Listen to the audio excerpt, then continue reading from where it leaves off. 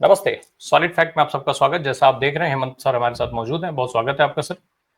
Sir, प्रधानमंत्री जी Saudi अरब से लौटे, उसके बाद तमाम मीटिंगों की फोटो और वीडियोस खूब वायरल हुई।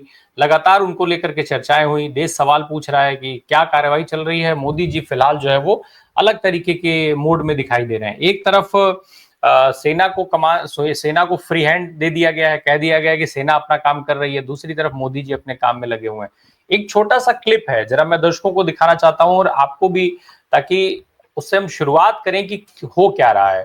जरा दिखाइए वो कि मोदी जी और राहुल गांधी क्या कर रहे हैं इस समय, ये दोनों लोग। शुभम के लिए का दर्जा था। शुभम क्यों 26 जनवरी पे सबको होना चाहिए। देश के लिए उसने प्राण गए। रिस्पेक्ट चाहिए, सम्मान चाहिए, और वो आप दिला सकते हैं। आप सरकार से कह सकते हैं माननीय प्रधानमंत्री से। प्रधानमंत्री को चिट्ठी लिख दूंगा और कहलवा भी दूंगा कि शहीद का दर्जा देना चाहिए। From Kerala, by adorning him with a ponnada, with the traditional cassava of Kerala, and Hemant sir, Rahul Gandhi Kanpur में जो एक शहीद के घर, और मोदी जी जो है वो केरला में, क्या कहेंगे आप? सेना अपना काम कर रही है, मोदी जी अपना काम। राम प्रकाश जी, देखिए, प्रधानमंत्री जी जब परसों ये बात कह रहे थे ना, जब खबरें प्लांट हुई सोर्सेज के हिसाब से कि सेना को फ्री हैंड दे दिया गया है उस मीटिंग के बाद हाई लेवल की, और वो 24 सेकंड का जो वीडियो आया था, तभी मैंने आपको कहा था कि सेना तो अपना काम करता ही रहता है, उसमें कोई नई बात नहीं है, लेकिन आप अपनी जिम्मेदारी से क्यों भाग रहे हैं? जब से ये घटनाक्रम हुआ है 22 तारीख से और अब तक, प्रधानमंत्री जी ने एक मीटिंग ली एयरपोर्ट के ऊपर, बाकी मीटिंगों का सिलसिला हुआ उनके घर के ऊपर। उसके अलावा प्रधानमंत्री जी ने कभी पहलगाम के किसी घायल से जाके मिले हो, किसी परिजन से कोई बात की हो, कहीं कुछ भी किया हो, उनके लिए कोई घोषणा की हो? कुछ नहीं। और आज जो आपने भी वीडियो दिखाया अडानी के साथ, ये बड़ा इंटरेस्टिंग है। इस मंच पर अपने केरला के चीफ मिनिस्टर भी थे और कांग्रेस के सांसद शशि थरूर भी थे। मंच पर जब प्रधानमंत्री आए तो तमाम डिग्निटरीज मंच पर थे। केवल एक शशि थरूर से हाथ मिलाया, उसका मतलब समझ सकते हैं आप। और उसके बाद जो प्रधानमंत्री ने कहा वो तो और भी इंटरेस्टिंग है। उन्होंने कहा मुख्यमंत्री को भी संबोधित करते हुए, और क्या नाम है इनका, अपने जो शशि थरूर को भी, कि आज आप दोनों इंडिया अलायंस के हैं, और इतने बड़े आतंकी, मतलब वो जो सारी चीजें थी उस सब के बावजूद उनकी प्रायोरिटीज देखिए क्या है। उन्होंने कहा कि मोदी जी जो आज पूरा इसमें थे, उन्होंने कहा कि विपक्ष की नींद उड़ जाएगी, विपक्षी कुछ लोगों की नींद उड़ जाएगी आज का ये वीडियो देख करके, जो स्टेज के ऊपर जो चल रहा था। हमारे मुख्यमंत्री जी से भी मैं कहना चाहूंगा, आप तो इंडिया अलायंस के बहुत बड़े मजबूत पिलर है। यहां शशि थरूर भी बैठे हैं, और आज का ये इवेंट कई लोगों की नींद हराम कर देगा।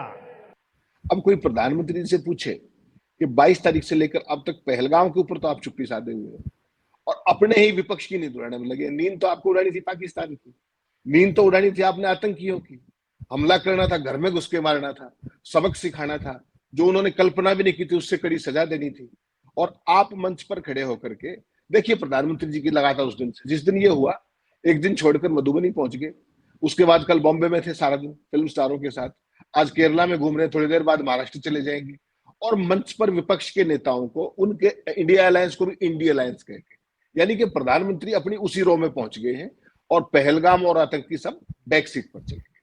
ये उससे पहले आपने देखा होगा कि सारा देश उम्मीद कर रहा है कि पाकिस्तान का हिसाब होगा, वो अपने जातिगत जनगणना पे चले गए। तो ये जो सिलेबस शिफ्टिंग की जो चीज है, नैरेटिव के इधर उधर उछल कूद करने की, ये उसका एक फिर से ज्वलंत उदाहरण जो है वो देश के सामने पेश कर रहे हैं। और जो असली काम है उनका इस समय में, कि देश की भावनाओं पर मरहम लगाना और पाकिस्तान का हिसाब करना, उसको छोड़ करके बाकी सारे काम कर रहे हैं। क्यों? वो केवल देश को ये दिखाना चाहते हैं कि सब कुछ नॉर्मल है, सब चंगासी, जो उनका जो एक स्टाइल है ना टिपिकल। क्योंकि अगर वो उस तरीके की चीजें नहीं करेंगे तो फिर सारे सवाल पूछे जाएंगे, तो सवाल ना पूछे जाए उसके लिए वो ये सब करे। दूसरा फोटो आपने राहुल गांधी का दिखाया, ये परसों का फोटो है, अगर आपको ध्यान हो तो 3 बजे वो कानपुर में मिले परिवार से, वहां से वापस आए, सीधा पार्टी हेडक्वार्टर में जातिगत जनगणना और इस जो शहीद को लेकर के, जो शुभम द्विवेदी थे जिनकी हत्या हुई वहां पर केरला में, अपने सॉरी कश्मीर में, उनकी सारी बात वहां पर रखी, और प्रधानमंत्री को फिर वही बात कही कि उनसे बदला ले, उनका हिसाब करें उनकी मौत का। अपने लिए मुझे कुछ नहीं चाहिए, मुझे सिर्फ शुभम के लिए का दर्जा था। और मैं सिर्फ शुभम क्यों 26 जनवरी पे सबको होना चाहिए। देश के लिए उसने प्राण गए, रिस्पेक्ट चाहिए, सम्मान चाहिए, और वो आप दिला सकते हैं। आप सरकार से कह सकते हैं माननीय प्रधानमंत्री से। प्रधानमंत्री को चिट्ठी लिख दूंगा और कहलवा भी दूंगा कि शहीद का दर्जा देना चाहिए। आज ये शायद कास्ट सेंसस से भी ज़्यादा ज़रूरी है। मैं आज कानपुर गया और वहाँ पे जो टेररिज्म के विक्टिम थे उनसे मैंने बात की, परिवार से मैंने बात की। कोल्ड ब्लडेड तरीके से उनके बेटे को मारा गया है, बिना मर्सी के। प्रधानमंत्री जी, उन्होंने कहा है कि हमारे जो बच्चे हैं वो शहीद हुए हैं, हम चाहते हैं कि आप उनको शहीद का दर्जा दीजिए, रिस्पेक्ट दीजिए। तो एक तरफ प्रधानमंत्री हैं जो कभी फिल्म स्टारों के साथ, कभी मधुबनी में चुनावी की रैलियों में, कभी केरला में अडानी की उसका पोर्ट का उद्घाटन करने, कभी कहीं और, क्योंकि वो उनकी प्रायोरिटीज दिखाता है। और दूसरा, राहुल गांधी जैसे ही विदेश से आए वो भी अपनी यात्रा बीच में छोड़ करके आए थे। जैसे ही आए सबसे पहले दिल्ली के अंदर, उसके बाद ऑल पार्टी मीटिंग में हिस्सा लिया। पहले कांग्रेस वर्किंग कमेटी की मीटिंग की सुबह सुबह, शाम को all party meeting, next day Srinagar घायलों से मिले, अगले दिन उनके घर गए अपने क्या नाम शुभम द्विवेदी के, और आते ही प्रेस कॉन्फ्रेंस और वो सारी चीजें। ये दिखा रहा है दोनों का अंतर कि किसकी क्या प्रायोरिटीज है। लेकिन प्रधानमंत्री जी को इन चीजों की कोई परवाह है नहीं, उनकी आईटी सेल जिंदाबाद और बाकी सारा काम चल रहा है। यही वो दिखाना चाहते हैं और यही देश देख भी रहा है कि किसकी क्या प्रायोरिटीज है, किसकी क्या मिसप्लेस प्रायोरिटीज। राव, एक और चीज है सर, एक और मैं जरा छोटा सा एक अंश है वो भी मैं सुनाना चाहता हूं आपको, राहुल गांधी से रिलेटेड, कि किस तरीके से राहुल गांधी ने कई सारी चीजें कही थी। जरा सुनवाइए कि राहुल गांधी ने क्या कुछ कहा था, फिर हम आते हैं उस पर। यहाँ हम कास्ट सेंसस लागू करेंगे।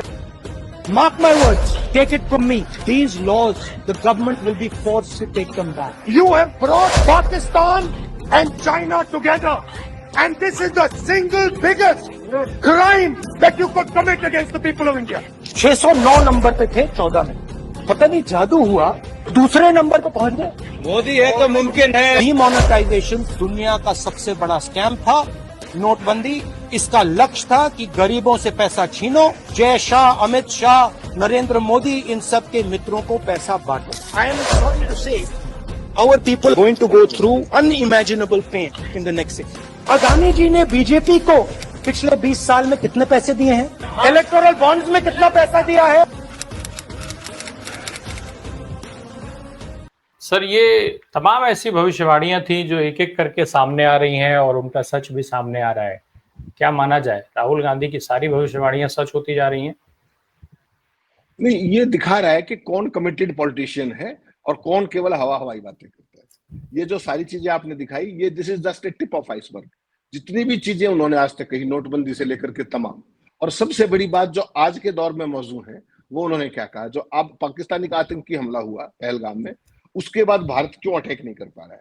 ये उन्होंने 6 महीने पहले कहा था कि आपने सिंगल बिगेस्ट जो क्राइम किया है, आपके कारण पाकिस्तान और चीन नजदीक आ गए।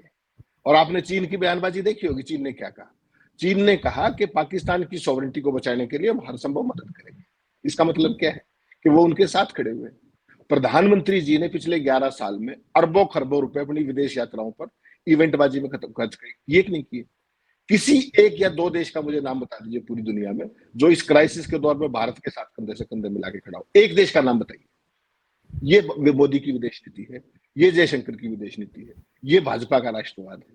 व्यक्ति केंद्रित विदेश नीति, जिसको लेकर के मैं रह करके आपको आगाह करता हूं कि देश की नीतियां हैं, ये मोदी की नीति नहीं है, मोदी की विदेश नीति नहीं है, भारत की विदेश नीति।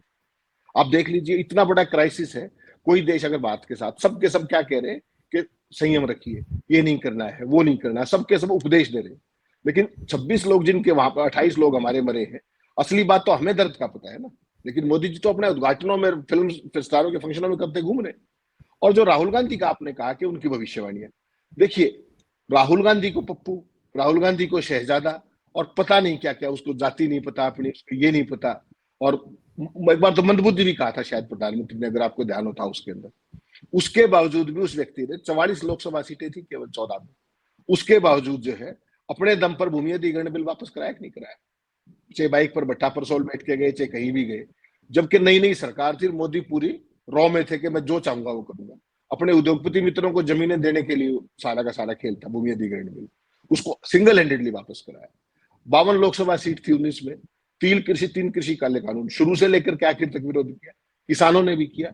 और आखिर में मोमेंटम ऐसा बना कि किसान आंदोलन प्लस राहुल गांधी की आवाज, ये वो आपको वापस ले गए। आज की तारीख में कांग्रेस की 99 लोकसभा सीट है। पिछले सेशन में क्या कहा था उन्होंने कहा कि साहब हम ला करके दिखाएंगे इसी सेशन, इसी क्या नाम है संसद के अंदर ये बिल पास कराएंगे जातिगत जनगणना का। उनकी सरकार तो आई नहीं, उन्होंने मोदी से ही पास करा के दिखा दिया। ये भविष्यवाणी नहीं है, this is a politics of conviction, कि वो व्यक्ति जो सोच रहा है, वो जिस कमिटमेंट के साथ जिस चीज पे लगा हुआ है, वो उसको पूरा करा रहा है। उसके बावजूद आप सोचिए राहुल गांधी से परेशानी क्या है। पूरी बीजेपी, आरएसएस, भगत सेना, गिद्ध मीडिया, आईटी सेल, सभी के इकलौते निशाने पर कौन व्यक्ति, उसका नाम है राहुल गांधी। मोदी से लेकर हर कोई केवल और केवल पप्पू, कभी कोई शहजादा, कभी मंदबुद्धि बालक, कभी जाति का नहीं पता, ये सारी की सारी चीजें। और वो क्या कहते हैं, मुझे गाली देते रहिए, मुझे कोई फर्क नहीं पड़ता। उसकी जो नजर है वो चिड़िया की, मछली की आंख पर। वो व्यक्ति अपने काम पर लगा हुआ है। कोई उन्होंने कहा आप गाली देते रहिए मुझे, जब भारत जोड़ो यात्रा में आपको ध्यान हो तो गाली देते रहिए, मैं लेता ही नहीं। तो उसको भी एक लेने का तरीका है। और जो राहुल गांधी का व्यवहार प्लस मोदी और उनके चेलों का व्यवहार, ये एक्चुअल में उनके चाल चरित्र और चेहरे का अंतर साफ करता है कि वो किस तरीके से सुबह से शाम तक लफाजी करते हैं, झूठ बोलते हैं और तमाम तरह की चीजें ऐसी। और ये एक ऐसा व्यक्ति है जो ना तो कभी झूठ बोलता, कभी ये नहीं कहता कि मैं नेता हूं। जिस भी मुद्दे को उठाता है उसकी आवाज दबाने की कोशिश की जाती है। डॉगी मीडिया से उसको गायब करा दिया जाता है। डॉगी मीडिया उनको रह रह करके विपक्ष को निशाने पर लेता है, सरकार की चमचागिरी करता है। उसके बावजूद वो व्यक्ति दब नहीं रहा। इसलिए भाजपा और आरएसएस की दुखती रग है राहुल गांधी। अब भी बेशक आपने घोषणा कर दी कि हम जातिगत जनगणना कराएंगे, लेकिन उन्होंने फिर अपनी शर्तें साफ कर दी कि जातिगत जनगणना का मतलब हमारे लिए ये है। अब बीजेपी उस पर ना निगल पाएगी ना बोल पाएगी, और फिर वही मैस जो महिला आरक्षण बिल का किया था उसी दिशा में वो चला जाएगा। तो बेसिकली आप देखिए, विपक्ष का नेता सरकार को, जो 56 इंची सरकार है, उसको कहीं ना कहीं टर्म्स डिक्टेट करता हुआ दिखाई दे रहा है। और यही बात इनको असहज करती है, मोदी को और उनके तमाम चेलों, कि ये व्यक्ति, उसको आप तमाम तरीके से पप्पू से लेकर के तमाम चीजों करके डिमीन करते हैं। संसद में बोलते हैं, माइक बंद हो जाता है, कैमरा शिफ्ट हो जाता है, स्पीकर डिमीन करने की कोशिश करता है, स्पीकर छीटाकशी करता है। उसके बावजूद वह व्यक्ति अपने काम में लगा हुआ है, फोकस्ड। और सोचिए ये वो इकलौता कर रहा है। अगर उसकी पूरी कांग्रेस पार्टी कंधे से कंधा मिला करके बिना किसी का स्लीपर सेल बने अगर वो सामने आ जाए और मीडिया अपना रोल कर दे, जो उसका लोकतांत्रिक तौर पर है, फिर आप सोचिए बीजेपी की क्या स्थिति होगी, और फिर मोदी ये 56 इंची सीने की क्या स्थिति होगी। ये चीज देश के लोगों को समझनी पड़ेगी कि हकीकत में है क्या, दिखाया क्या जा रहा है, कौन पप्पू है और कौन गप्पू है। ये सारी चीजें बेसिकली छुपाई जा रही है। लेकिन एक स्टेज के बाद अब जो चीजें सामने आ रही है लगातार, और हर चीज पे सरकार की नाकामी, वो कहीं ना कहीं आने वाले दौर में बीजेपी की सबसे बड़ी चिंता बनने जा रही है। एक तरफ नेता प्रतिपक्ष है, नेता विपक्ष है, राहुल गांधी। भाई तमाम बार ये आरोप लगता है, जब आप राहुल गांधी को लेकर के सवाल पूछिए तो आरोप लगता है कि ये तो राहुल गांधी के लिए ही बात करते हैं ये सारे लोग। लेकिन इन सबके बावजूद भी जब एक्टिविटीज रहेंगी, गतिविधियां रहेंगी, तो बात तो करनी पड़ेगी। राहुल गांधी एक तरफ है जो शहीद के परिवारों से मिल रहे हैं, पहलगाम जा रहे हैं, सारी चीजें कर रहे हैं। दूसरी तरफ प्रधानमंत्री हैं, वो आते हैं फिर मधुबनी चले जाते हैं, और ये सब। इसके बीच में एक और चीज हो रही है सर, सोशल मीडिया पर ट्रोलिंग। और ट्रोलिंग नहीं, अब ये ट्रोलिंग आगे बढ़कर के गाली गलौज तक पहुंच गई। और गाली गलौज किसके साथ?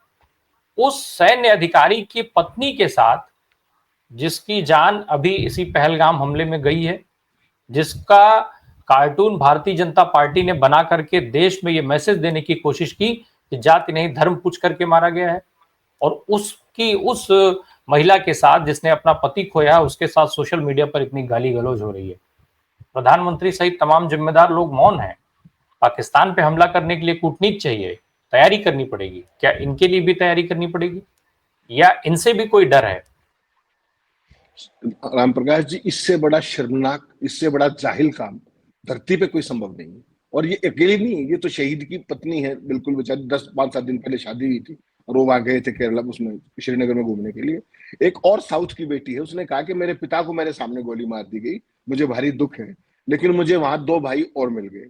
इन दोनों महिलाओं की जो सुबह से लेकर के आज शाम तक जो लगातार ट्रोलिंग हो रही है राइट विंग के द्वारा, वो अकल्पनीय है। वो वेदना से भर देती है कि ये हिंदुत्व लेकर के आई है, ये इनके सनातन है, ये इनकी धार्मिक परंपराएं हैं, ये इनकी इंसानियत है। सोच करके देखिए आप, और इतने आपत्तिजनक शब्द हैं, मैं तो उनको बोल भी नहीं सकता आपके सामने।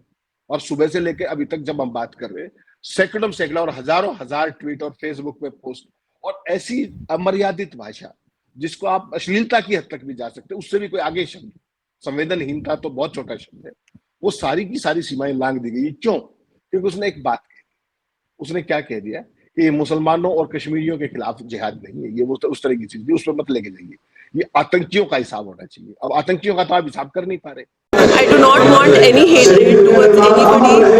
This is what is happening. People going against Muslims or Kashmiris, we don't want this. We want peace and only peace. Of course we want justice. Of course the people that have done wrong with him should be punished. All of us are going to donate today. तो पहले दिन से आपके target पे, तो पहले से अल्पसंख्यक थे, पहले दिन से ही कश्मीरी आपके टारगेट पे है। उसी को लेकर के आप कहीं वो बेचारे शॉल बेचने वालों को, कई कश्मीरी स्टूडेंट्स को वहां पे टारगेट बढ़ाया जा रहा है, नारेबाजी की जा रही है, तमाम तरह की बकवास की जा रही है। तो यही इनका चाल चरित्र और चेहरा, आज से नहीं है, मैं फिर कहता हूं आपको, 100 साल से ये लोग यही करते आए हैं। इनको सबसे अच्छा यही आता है, इसके अलावा इनको कुछ आता भी नहीं। इससे ज्यादा शर्मनाक बात कि एक शहीद की विधवा, एक जो उस हादसे में मारे गए व्यक्ति हैं, उनकी बेटी, वो कितनी बड़ी लाइन खींच रही है कि भाई देश के अंदर सांप्रदायिक सौहार्द बना रहे, और ये जाहिल जो जितने की सेना है वो देश को उसी सांप्रदायिक विभाजन के उसमें धकेलना चाहता है, जो उनका मुख्य एजेंडा है। ये मोदी जी को ये जो चीज है ना, ये हॉन्ट करेगी बीजेपी को, ये हॉन्ट करेगी आरएसएस को, और बहुत लंबे समय तक इसकी कीमत चुकानी पड़ेगी। अभी तो आप सत्ता में हैं, आप जो भी आपकी एजेंडा तमाम चीजें करते रहिए। लेकिन सर, ऐसे लोगों पे कार्रवाई करने में क्या समस्या है? भाई जाहिर सी बात है कि ये सरकार के लोग तो है नहीं, मोदी जी ये तो कहेंगे नहीं कि ये हमारे लोग हैं।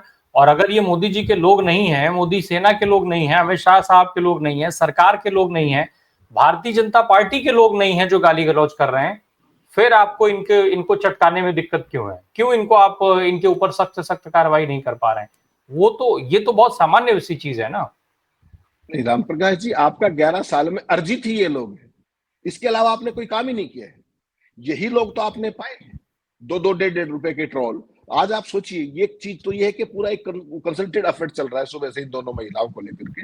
उसके अलावा एक और इंटरेस्टिंग मैंने ट्वीट भेजा है आपको, जो अडानी की आज सी पोर्ट का उद्घाटन प्रधानमंत्री करने गए हैं केरला के अंदर, उसको भी जो राइट विंग की जितनी वो है, वो अडानी के भी पीआर कर रहे हैं। मोदी का जो पीआर कर रहे हैं वही तो अडानी का पीआर कर रहे हैं। उन ट्वीट को पेड हैंडल्स के जरिए लगातार उसको सुबह से चल के उसको भी चलाया जा रहा है। जो प्रधानमंत्री का आज का फंक्शन, जो अडानी की वो राष्ट्र का आधारभूत ढांचा, और पता नहीं वो जो बीजेपी आईटी सेल और जो राइट विंग है, वो सारा अडानी का लिए भी काम करता है। यही चीज तो आपको देखनी पड़ेगी कि दोनों के बीच अंतर खत्म कर दिया गया है। और यही सबसे बड़ी 11 साल की मोदी जी की सफलता है कि पॉलिटिकल, नॉन पॉलिटिकल, बिजनेस, सब चीजों का घालमेल कर करके एक अंधभक्तों की फौज खड़ी कर दी। आप अडानी का नाम लेके बोलिए, गालियां आपके पास तुरंत आ जाएगी, तुरंत। आप हिमांशी का नाम ले लीजिए, आपके ऊपर गालियां आ जाएंगी। हिमांशी ने क्या कर दिया? वो तो बेचारी खुद पीड़ित है। उसने केवल इतना ही कह दिया कि मुसलमान और कश्मीरी, बस वो इनकी दुख, वो इनका एजेंडे का हिस्सा है। तो ये चीज आपको समझनी पड़ेगी कि इस दुख की घड़ी में भी प्रधानमंत्री केरला में ये कह रहे हैं कि विपक्ष की नींद उड़ जाएगी। अरे भैया, आप तो पाकिस्तान की नींद उड़ाने आए थे, आतंकवादियों की नींद उड़ाने आए थे, आप अपने विपक्ष की नींद उड़ाए जा रहे हैं। तो ये प्रायोरिटीज का सवाल है ना साहब, ऊपर से नीचे तक जो मैसेज है, बाकी तो आईटी सेल खुद ही एक्टिवेट हो जाती है, पता ही है आपको, दिस इज ऑटोमेटेड सिस्टम। तो 11 साल के अंदर मोदी जी ने इस भगत सेना के अलावा कुछ अर्जित ही नहीं किया। कुपड़ों की एक सेना तैयार की है बड़े पैमाने पर, उसको केवल चंद वो चाहिए कैचवर्ड्स, जिसको लेकर के उनको पता है कि ये डोंट्स है, ये डूज है, बात खत्म। उनको एथिक्स का नहीं पता, उनको मॉरलिटी का नहीं पता, उनको देश का नहीं पता, देश हित का नहीं पता, शहीद का नहीं पता, कुछ भी नहीं पता। अंधभक्त है वो वही काम कर सकते हैं। इनकी जरूरत क्यों है सर? जब आप कार्रवाई की बात बार बार कही रहे हैं कि कार्रवाई होगी, कल्पना से परे कार्रवाई होगी, ऐसी सजा मिलेगी, दूसरी तरफ आप वीडियो जो बैठके हैं एनएसए से लेकर के रक्षा मंत्री तक, उनके साथ वीडियो जारी करा ही रहे, सेना को आपने खुली छूट दे ही दी, उससे भी आगे बढ़ करके जाति जनगणना आप लेकर के आ गए।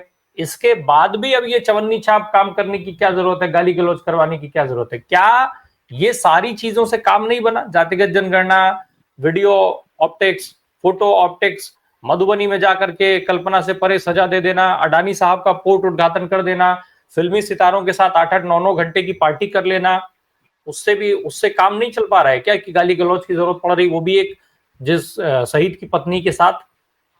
राय साहब, ऑप्टिक्स, थिएट्रिक्स और एक्शन, इन तीनों में एक फर्क होता है। जब इन तीनों ऑप्टिक्स आपने कर ली तो भी बात नहीं बनी, थेटिक्स कर ली तो भी नहीं बनी, वीडियो जारी कर दी तो भी कुछ नहीं हुआ। अब एक्शन चाहिए, एक्शन कुछ है नहीं। तो जब एक्शन कुछ नहीं है तो उसको जो स्पेस है उसको तो भरना है ना, तो उसको गाली गलौज से ही भरना है। इनको तो गोबरी करना आता है तो गोबरी करेंगे, इनसे कोई और बेहतरी की उम्मीद तो आप कर नहीं सकते। जो बेसिकली देश के अंदर आज का जो माहौल है, अभी तक उस जो शोक खत्म थोड़ी हुआ है जो लोग 22 तारीख को मारे गए, उसके बावजूद भी इनके चेहरे पर आपको कहीं, आपने 24 को ही देख लिया था मधुबनी में प्रधानमंत्री जिस तरीके से मंच पर अटकेलियां करे थे नीतीश के साथ, देखा नहीं आपने मंच पर? मैंने, आपने तो शो किया था उसको। तो बेसिकली इनके यहाँ कोई पीड़ा की, वेदना की कोई गुंजाइश है ही नहीं। वो अपने मोड में रहते हैं, ऑटोमेटेड मोड। वो हो चाहे उनकी भक्त सेना हो, चाहे उनकी पार्टी हो, चाहे उनकी IT सेल हो, कुछ भी हो, उनको इस बात से कोई फर्क ही नहीं पड़ता कि हो क्या रहा है। और ये उन्हीं की भावभंगिमाएं बता रही है। आप ये बताइए, प्रधानमंत्री जी जब से मोदी जी बने, किस विपक्ष के नेता को उन्होंने आज बख्शा है? केरल के मुख्यमंत्री आज वहां आए, शशि थरूर अगर वहां पर आए तो इसलिए आए ना कि प्रधानमंत्री ये प्रोटोकॉल है। रात को कल प्रधानमंत्री पहुंचे थे वहां पर तिरुवनंतपुरम में, सबने उनको रिसीव भी किया। आज मंच पर क्या करे, उनके सामने ये कह रहे कि इंडिया अलायंस के हो आप, इंडिया अलायंस नहीं बोल सकते, और फिर कह रहे कि उनकी नींद उड़ जाएगी। तो प्रधानमंत्री जी ने इस पद का जो स्तर है ना, इसकी जो गरिमा है, उसको कहां पहुंचाया है वो मैं दर्शकों पर छोड़ता हूँ। ये तो वही चीज है कि इनके यहाँ कोई चला जाए उसकी ट्रोलिंग खुद करेंगे, और जो वो करेंगे तो बाकी सारी जो IT सेना कहेंगे, वो तो एक लाइन देते हैं। बाकी काम तो जो लाखों 1.5 रुपए वाले हैं वही काम करते हैं। अभी यहाँ भी आने वाले थोड़ी देर में आप देखिएगा। तो इसका आप कुछ नहीं कर सकते। ये तो उन्होंने एक इकोसिस्टम तैयार किया है जो उनके फॉल्स नैरेटिव को अचीवमेंट्स के रूप में, दावों के तौर पर, उनकी उपलब्धियों के तौर पर ऐसे प्रोजेक्ट करता है जैसे उन्होंने कुछ बोला और वो चीज आज लागू होगी। क्यों? उनसे आप कोई सवाल पूछ लो, उनको जवाब तो पता नहीं। क्या बड़ा कमाल कर दिया, किसने कहा? मोदी जी ने। कब कहा? वो मोदी जी बता रहे थे। क्या कर दिया पता नहीं, मोदी जी कह रहे थे। तो सिर्फ मोदी मोदी और मोदी, ये जो एक घुट्टी पिलाई गई है, यही इस बीजेपी और उनका काल बनेगी आने वाले समय में। देख याद रखिएगा। एक चीज हमने देखा है सर कि लगातार जब से ये सारी चीजें शुरू हुई है, कार्रवाई की बात शुरू हुई है, देश ने जब से डिमांड करना शुरू कर दिया है कि नहीं, पहलगाम में जिस तरीके से आतंकी घटना हुई और हमारे लोग मारे गए, उसका हिसाब होना ही चाहिए। उसका एक दबाव कहीं ना कहीं सरकार के ऊपर दिखा, सरकार ने कुछ कदम आगे बढ़ाया। पाकिस्तान की तरफ से पैनिक शुरू हुआ, पाकिस्तानी सेना कुछ, वहां तमाम राजनयिक जो है अलग अलग बयान देने लगे, सेना के लोग अलग बयान देने लगे, कोई जो है परमाणु बम की धमकी देने लगा तो कोई खून की नदियां बहाने की बात करने लगा। ये चीजें चल रही थी वहां पर, रात रात भर गोली चला रहे हैं वो बिना मतलब में। देश के अंदर अपने यहाँ भारत की बात अगर हम करें तो भाई जनता डिमांड कर रही है, लेकिन मोदी जी तमाम अलग अलग जगहों पर घूम रहे हैं। क्या इसको कूटनीतिक हिस्सा माना जाए?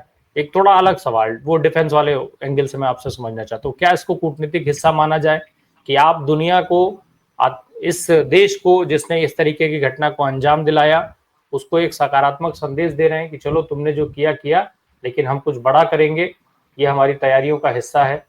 देश इसको सकारात्मक ले या क्या समझे इससे? नहीं, देखिए, प्रधानमंत्री जी की तो भावभंगिमा है, जो उनकी बॉडी लैंग्वेज है, वो तो कंप्लीटली कैजुअल है। आज के समय में 22 तारीख से लेकर के अब तक वो एक बार भी ना तो गंभीर दिखे हैं किसी भी सार्वजनिक मंच पर, वो बिल्कुल बिजनेस एज यूजुअल की भावभूमिका में है। ये कोई जो होता है ना, एक स्टेट्समैन लाइक जो फिगर्स होती हैं, वो तो इस तरह की चीजें करती हैं।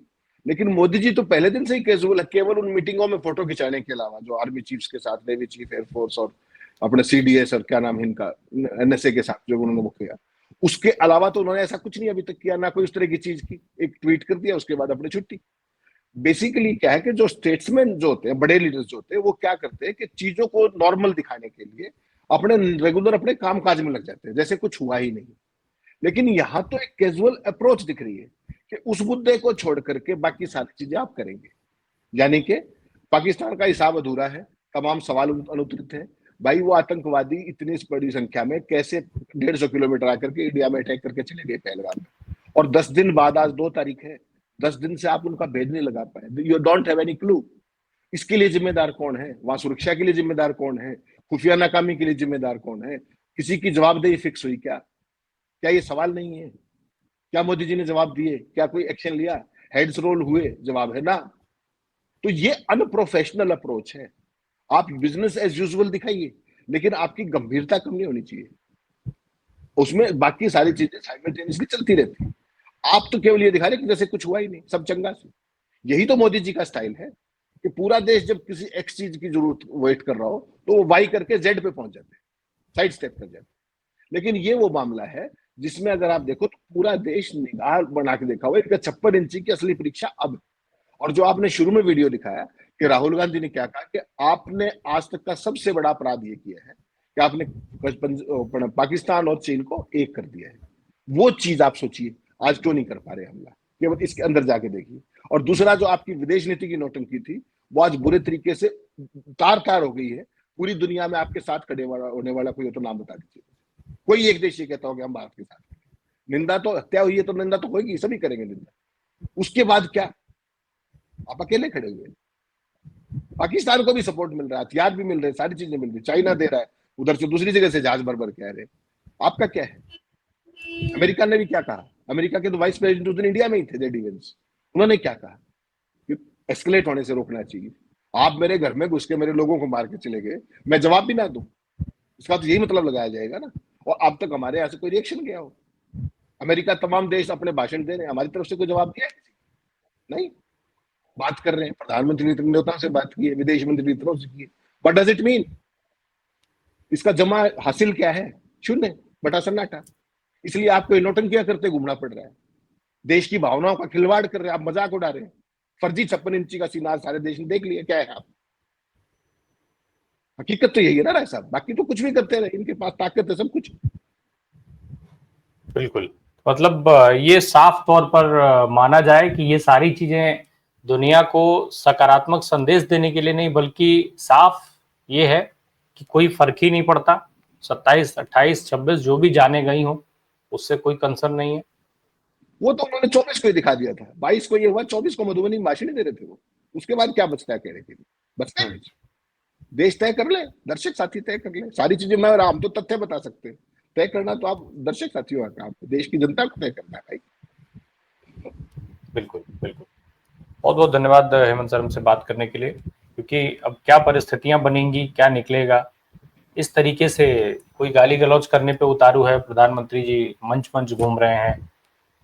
अगर पाकिस्तान पर कार्रवाई करने में समय लग सकता है, कूटनीति, प्रोटोकॉल, दुनियादारी, सब कुछ की जरूरत हो सकती है, इन चवन्नी छाप लोगों पर कार्रवाई करके तो कम से कम संदेश दे दीजिए कि नहीं, मैं सीरियस हूं, दुनिया को कुछ भी दिखा रहा हूं, पर मैं इस मामले को लेकर के गंभीर हूं। Thank you so much sir, बहुत बहुत धन्यवाद।